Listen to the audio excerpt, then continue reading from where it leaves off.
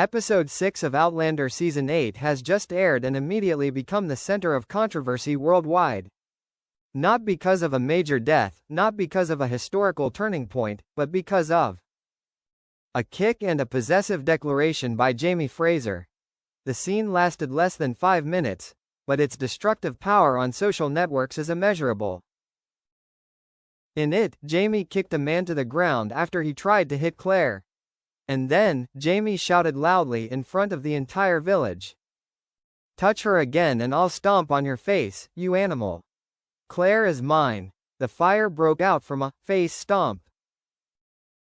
In the post-war period, Claire opened a small clinic in the village to treat civilians. A strange man named Gideon Wallace arrived, pretending to be injured to find an excuse to approach Claire. When he gets too much and tries to force Claire to sit alone with him, Jamie suddenly appears, witnessing all the groping behavior. No one has time to react when Jamie kicks Gideon straight in the chest, sending him sprawling on the cold ground.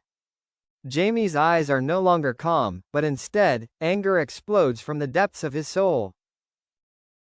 And then, the fateful words ring out. Growling, heavy, possessive, "Claire is mine." Twitter explodes. #JamieThePossessor. On the night of the broadcast, the keyword phrase "Claire is mine" became the hottest topic on Twitter worldwide. Up triangle at feminism in fiction. Jamie Fraser is a prime example of hiding possession under the name of protection. Claire is not an object. Down triangle at Jamie. Claire forever. This is wartime, an era when women are vulnerable. Jamie doesn't just protect, he stands up like a firewall for love. It's instinct, not ownership. The battle between the two schools of thought seems to be endless. One side believes Jamie is infringing on Claire's autonomy. The other defends him as the only man willing to sacrifice everything to keep the one he loves safe. Sam Heughan. I act out an uncontrollable rage. In a later online exchange, Sam Heughan, who plays Jamie, spoke out for the first time. "I knew it would be shocking. But Jamie is a Highland warrior, he's lost too many people. When he sees Claire in danger, his instincts kick in. It's not about ownership, it's about the fear of losing her again." When a fan asked, "Do you find the line, 'Claire is mine,' possessive?" Sam paused for a moment and said, "I think it's more of a cry of desperation than a statement of power. But I respect every angle. It's very personal." Katrina Balfe. "I felt two things, powerful and insecure." Katrina Balfe, who plays Claire, didn't shy away from the question either. In an interview with Elle magazine, she shared, "When I was filming that scene, I felt Claire was very conflicted. On one hand, she appreciated Jamie's strong presence. But on the other hand, saying, 'Claire is mine,' made her feel like she was being labeled." Katrina also affirmed, "Claire was never a woman to be controlled. But the love between her and Jamie was never simple. It was a rocky river." Writers react. "It was a deliberate choice." Meryl Davis, executive producer of Outlander, posted an Instagram post explaining the scene. "We knew it would be divisive. But Outlander has never been about perfection. We wanted to show the most primal human instincts. When you love too much, sometimes you don't know how to express it properly." The post received tens of thousands of comments, both positive and negative, from fans around the world. In show reaction, will Claire respond? In the trailer for the next episode, Claire confronts Jamie in the tent. "You don't have to shout that I belong to you. I am me, and I choose you, but no one owns me." It looks like the cast is gearing up for a big conversation about love and autonomy. Jamie and Claire's psychological development will be at the heart of the rest of the season. There's no denying Jamie's love for Claire, fierce, loyal, unyielding. But that fierceness can sometimes be a double-edged sword, as love crosses the line between protective and controlling. Will Jamie learn to express love more respectfully? Will Claire forgive, or demand clearer boundaries? One thing's for sure, their story isn't over. And fans will continue to debate, not just the dialogue, but what love really means in an ever-changing world. Night fell quickly in the camp. The wind blew in from the distant highlands, carrying with it the rustling of leaves and the chill of the air. Inside the tent, the flickering light of the oil lamp reflected on Claire's tense face. She was leaning against the wooden table, her arms crossed over her chest, her eyes not looking at Jamie, the man sitting pensively beside the small fire. No one spoke for a long time, only the crackling of the wood. Finally, Claire spoke.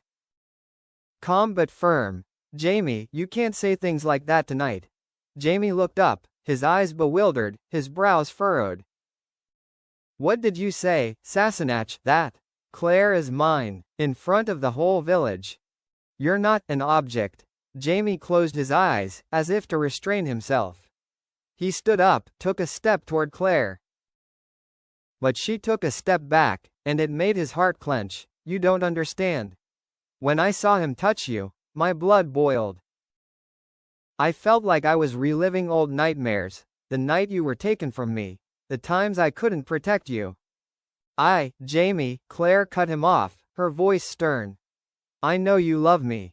I know you would kill for me. But I don't need to belong, to be loved. I am me, I am Claire, who chose to be with you. She stepped closer, placing her hand on his chest. I choose you. Every day, but no one, not even you, is allowed to see me as something to be claimed, or protected as territory. Jamie fell silent. The Highlander's heart trembled inside him. I'm sorry, he whispered. I let anger guide me. Those words, mine, were not because I thought you were an object. It was because nothing in this world mattered more to me than you. But you were right. Love is not possession. Claire nodded. And then, she smiled, a sad, warm smile. We come from different worlds, Jamie. I come from the 20th century, where women had to fight to be seen as full human beings. You come from the 18th century, where honor and protection were instincts. I understand that. But we have to learn from each other. Jamie reached out and took Claire's hand, gently this time, as if he were touching the moonlight. Then teach me, Sassenach. Teach me to love you in a way that makes you feel free. Choose. Be yourself. Claire looked into his eyes, eyes that had seen war, loss, and forgiveness. We'll study together, she replied. The next morning, Jamie went to see Gideon Wallace himself, the man he'd knocked down the day before. Everyone thought he was coming to warn them further. But he wasn't. Jamie stood in the village square, in front of the people, and declared, Last night, I reacted with my fists and my words were inappropriate. I defended the wife I loved more than life itself. But I also said something, she's mine, that I now realize was wrong. Claire Fraser is a strong, independent woman, and I'm lucky she chose me to be her husband. Gideon was silent. The crowd was abuzz, but no one spoke up. Because even they could see, Jamie had not only defended Claire, but also her right to be herself. That night, Jamie and Claire sat by the fire. No one spoke, but hand in hand, they understood. This love, though fierce, challenging, was still the love they had both chosen. Not to possess, not to win, but to be together, willingly, in freedom and respect.